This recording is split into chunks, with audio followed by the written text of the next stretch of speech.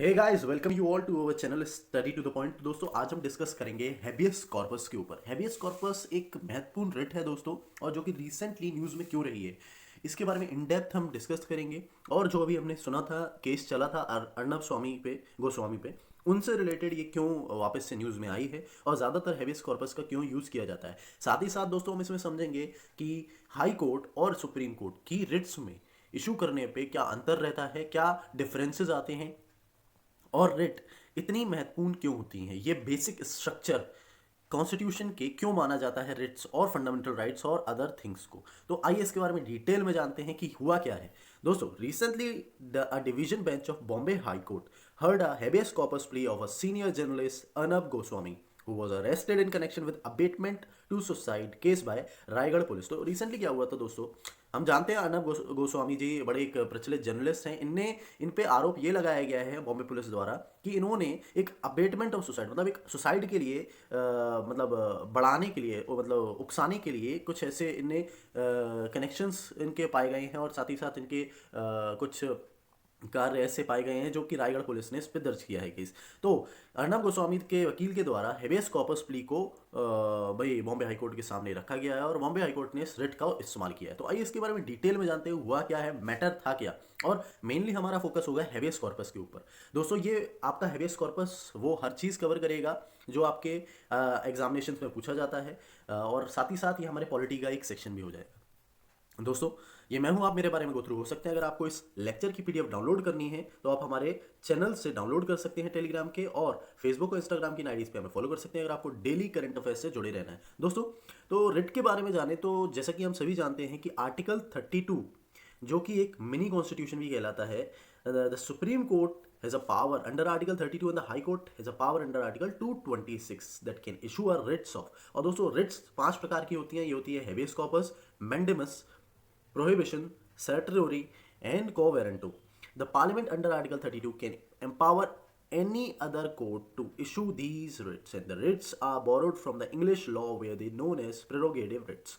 तो ये एक इंग्लिश लॉ से ब्रिटेन से लिया गया है, जहाँ पे वहाँ पे बुलाया जाता है इन्हें प्रेरोगेटिव रिट्स। और रिट्स का दोस्तों आगे जानते हैं हम फायदा है क्या, और साथ ही साथ इनकी पावर है क्या।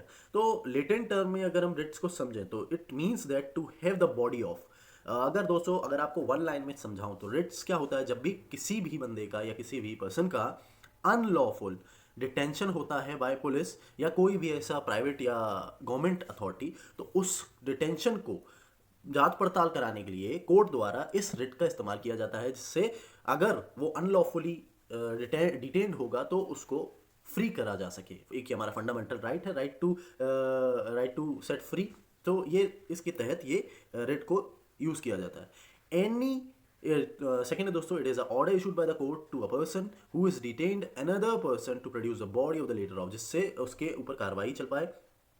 It would be said that the detained person free if the detention is found to be a illegal। और अगर ये detention illegal पाया जाता है, as I told you, तो उसे free किया जाता है। Thus this writs is a bulwark of individual liberty against the arbitrary detention, and the writ habeas corpus can be issued against both public and private individual। ये दोनों ही के against issue किया जा सकता है। और the writ on the other hand is not issued, ये तब इशू नहीं की जा सकती है जब जो डिटेंशन होता है वो लॉफुल हो, जो प्रोसीडिंग हो वो कंटेम्प्ट ऑफ लेजिस्लेचर और अ कोर्ट की चल रही हो, या तो डिटेंशन एक कंटेम्प्ट ऑफ कोर्ट की हो, और साथ ही साथ डिटेंशन हो किसी भी कोर्ट के ज्यूरिसडिक्शन के पास, तब ये रिट्स का इस्तेमाल नहीं किया जा सकता है। दोस्तों, हमने जैसा कि जाना शुरू में कि ये जो हेवियस कॉर्पोरेट रिट्स होती है या कोई भी इन पांचों में रिट्स होती हैं, तो ये हाई कोर्ट के द्वारा भी और सुप्रीम कोर्ट के द्वारा भी यूज़ की जाती हैं। तो दोस्तों, इन दोनों के इन रिट्सों को यूज़ करने में क्या डिफरेंसेस पाए जाते हैं, ये इनके बारे में डिटेल में बात करते हैं। तो फर्स्ट दोस्तों, supreme court can issue writs only for the enforcement of the fundamental right,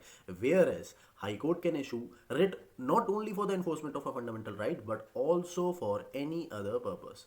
the expression for any other purpose to the enforcement of ordinary legal right. Thus, the writ jurisdiction of Supreme Court in this respect is narrower than the High Court। तो आमतौर पे अगर हम बात करें तो supreme court पे सिर्फ ये अधिकार है कि वो किसी भी फंडामेंटल राइट को फॉलो कराने के लिए, उसको पूरी तरीके से जो सिटीजन्स को दिया गया है ये एक एडवांटेज उसे देने के लिए इन रिट्सों का इस्तेमाल किया जा सकता है उसके द्वारा। बट दोस्तों, जो आपका हाई कोर्ट है ये एनफोर्समेंट के साथ साथ कोई और अदर इशू हो इससे रिलेटेड उसमें भी ये रिट्स को इस्तेमाल किया जा सकता है। तो अगर हम देखें तो जो हाई कोर्ट की रिट्स पावर है ये वाइडर है एज कम्पेयर टू दी आपका सुप्रीम कोर्ट। सो दोस्तों सेकंड है the supreme court can issue writs against a person और a government throughout the territory of India, whereas High Court can issue writs against a person residing or against the government or authority located within the territorial jurisdiction only or outside its territorial jurisdiction only if the cause of action arises within its territorial jurisdiction. The territorial jurisdiction of the Supreme Court for the purpose of issuing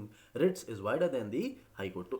तो ये territorial jurisdiction का भी आ जाता है दोस्तों, जिसमें difference आ जाता है, जिसमें सुप्रीम कोर्ट को हम जानते हैं कि it is apex court of our constitution and the country. So supreme court has a wider issuing power of the writ, whereas the high court has limited power. वो सिर्फ अपनी territorial jurisdiction में ही writ वो कर सकता है.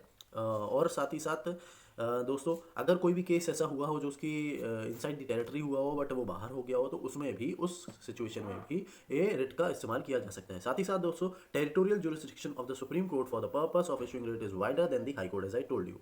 The remedy under Article 32 is fundamental right. Hence, the Supreme Court may not refuse to exercise its writ jurisdiction. तो इसके अंतर्गत आर्टिकल 32 के अंतर्गत दोस्तों जो रेमेडी ली जाती है किसी भी पर्सन के द्वारा तो वो एक फंडामेंटल राइट होती है, तो वो सुप्रीम कोर्ट उससे मना नहीं कर सकता है, ना ही टाल सकता है. वेयर एज दोस्तों जो रेमेडी 226 के अंतर्गत दी जाती है ये एक डिस्क्रिशनरी होती है. डिस्क्रिशनरी मतलब दोस्तों कि ये हाई कोर्ट के ऊपर डिपेंडेंट है. तो डिस्क्रिशनरी मतलब होता है हाई कोर्ट रिफ्यूज भी कर सकता है अपनी रिट जुरिस्डिक्शन को एक्सरसाइज करने में. Article 32 does not merely confers the power on the supreme Court as the article 226 does not High Court does on the high Court to issue writs for the enforcement of the fundamental right और other rights as a part of the general jurisdiction. तो दोस्तों अगर आपको हमारा video अच्छा लगा हो please like करें, शेयर करें, कमेंट करें और साथ ही साथ दोस्तों अपने सजेशंस कमेंट्स में ज़रूर लिखें कैसा लगा वीडियो, और अपने दोस्तों तक ज़रूर शेयर करें जो भी कॉम्पिटिशन की प्रिपरेशन कर रहे हैं लाइक यूपीएससी, आपके जितने भी एग्जामिनेशन होते हैं पीएससी और सीडीएस ईपीएफओ और SSC railway. Thank you everyone.